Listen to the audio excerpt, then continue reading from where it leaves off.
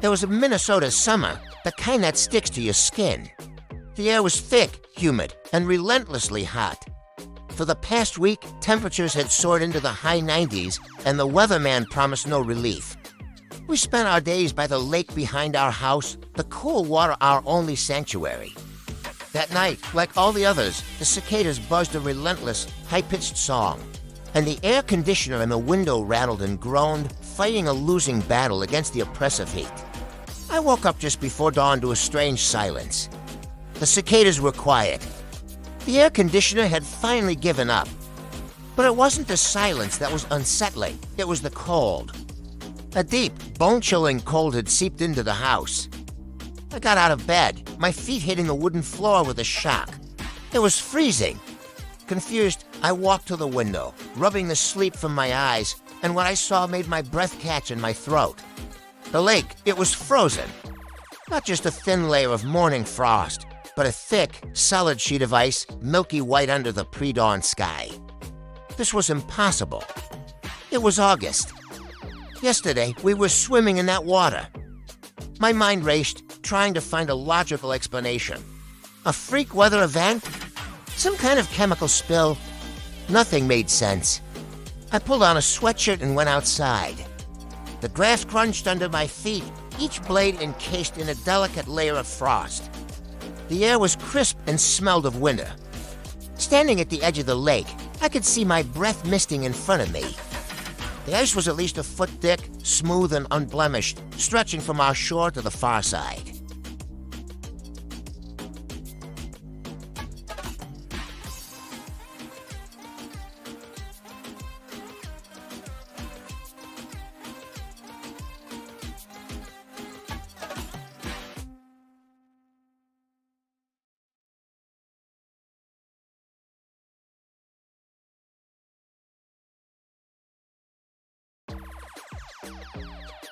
As the sun began to rise, casting a pale, orange glow across the horizon, something changed.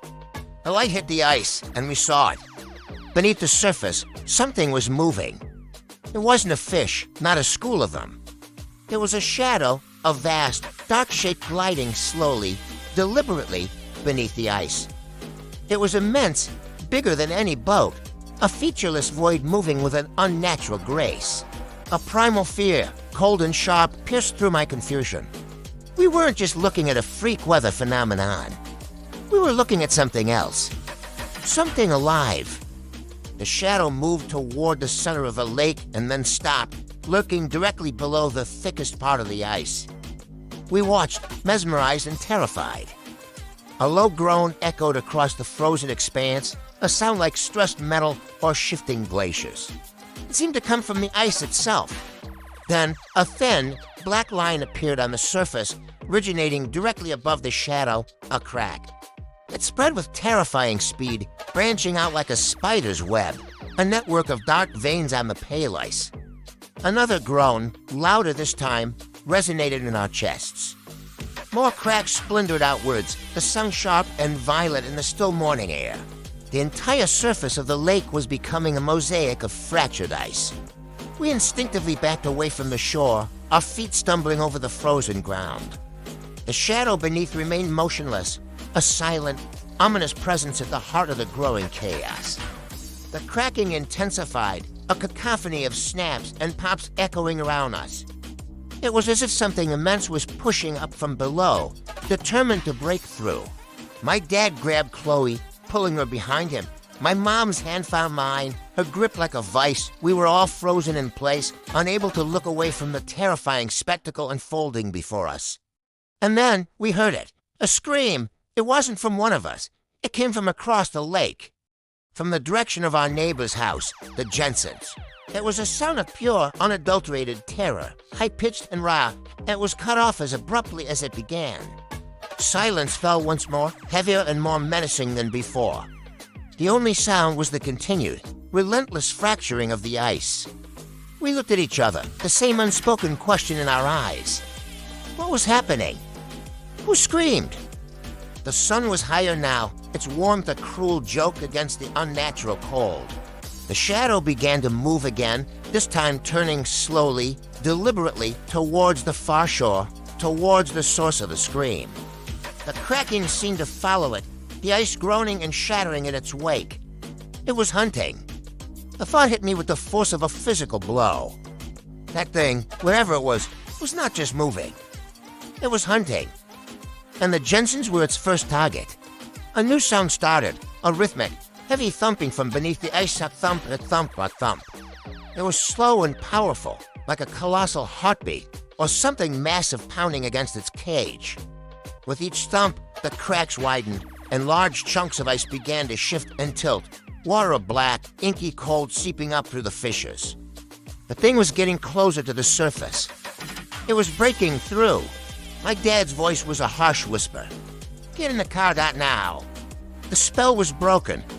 We turned and ran, scrambling back towards the house, our hearts pounding in our ears. We didn't look back. We didn't need to. The sounds behind us were enough.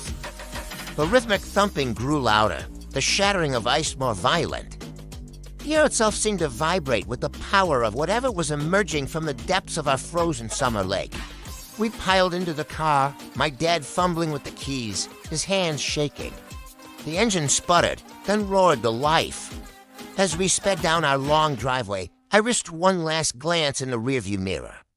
The lake was a ruin of shattered ice. And in the center, where the shadow had been, the water was churning. Something was rising from the black depths. I couldn't make out its shape, only that it was vast and dark and utterly alien. We didn't stop driving. We didn't know where we were going, only that we had to get away. The image of that impossible frozen lake and the monstrous thing stirring within it is burned into my mind forever. The Minnesota summer heat wave was over, replaced by a cold terror that had just begun to awaken. We were the first to see it, but I have a chilling certainty that we won't be the last. The world is about to get a whole lot colder.